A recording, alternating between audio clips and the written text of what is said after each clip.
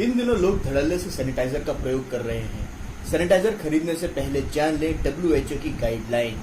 Corona virus का संक्रमण दिनों दिन बढ़ता ही जा रहा है।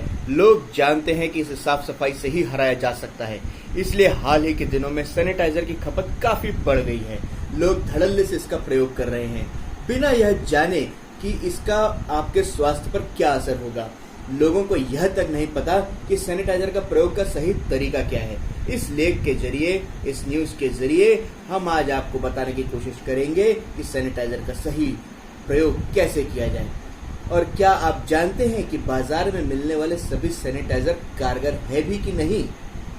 तो ऐसे ही सवालों को जवाब देने के लिए हम गए इंडियन मेडिकल एसोसिएशन IMA के पूर्व सचिव और infection expert, Delhi medical council की साइंटिफिक कमेटी के चेयरमैन डॉक्टर नरेंद्र सैनी। उन्होंने बताया कि लोगों को अभी तक यह भी नहीं पता है कि सैनिटाइजर इस्तेमाल करने और खरीदने को लेकर WHO यानी कि विश्व स्वास्थ्य संगठन की सही गाइडलाइन क्या है। डॉक्टर सैनी के मुताबिक साबुन और पानी से हाथ धोना सबसे अच्छा अभ्यास है। अगर आपके आसपास साफ पानी मौजूद है तो सैनिटाइजर का प्रयोग करना तभी बेहतर है जब आप इस तरह के साफ पानी के स्रोत के आसपास ना हो। सैनिटाइजर का प्रयोग तभी करें जब पानी से हाथ धो पाना मुमकिन ना हो। ज्यादातर लोग हाथ में लेते ही 2-3 सेकंड में सैनिटाइजर मल कर समझते हैं कि हाथ साफ हो गया, जबकि यह सोच नहीं है। सैनिटाइजर का इस्तेमाल करते हुए इसे कम से कम 10 से 12 सेकंड तक अपने हाथों पर मले। अपने हाथों के गस्से तक सैनिटाइजर को पहुंचाना चाहिए, तभी यह वायरस को हटाने में प्रभावी हो सकता है। जैसा कि WHO की गाइडलाइन भी कहती है कि हथेलियों को आपस में रगड़ें और दोनों हाथों की उंगलियों को जोड़कर मलें। अंगूठों को हल्के हल्के से रगड़ना ना भूलें। उन्होंने सैनिटाइजर की मात्रा को लेकर कहा कि मटर के दाने जितना सैनिटाइजर करने से कुछ नहीं होगा, क्योंकि लोगों के हाथों का आकार अलग अलग होता है। इसलिए सही तरीका है कि सैनिटाइजर चुल्लू भर होना चाहिए। मात्रा में कहें तो 5 ml से ज्यादा। इसके साथ ही सैनिटाइजर का इस्तेमाल करते हुए आपके हाथों में साफ सुथरे दिखने चाहिए। ऐसा नहीं कि आपने हाथ में पेंट मिट्टी लगी है और आपने 5 ml सैनिटाइजर का इस्तेमाल से सब कुछ साफ कर लिया। डॉक्टर सैनी ने कहा कि सैनिटाइजर खरीदते हुए यह सुनिश्चित करें कि उसमें 60 से 70% अल्कोहल की मात्रा हो, वह भी इथाइल या आइसोप्रोपाइल अल्कोहल होना चाहिए। इससे ज्यादा मात्रा भी ठीक नहीं।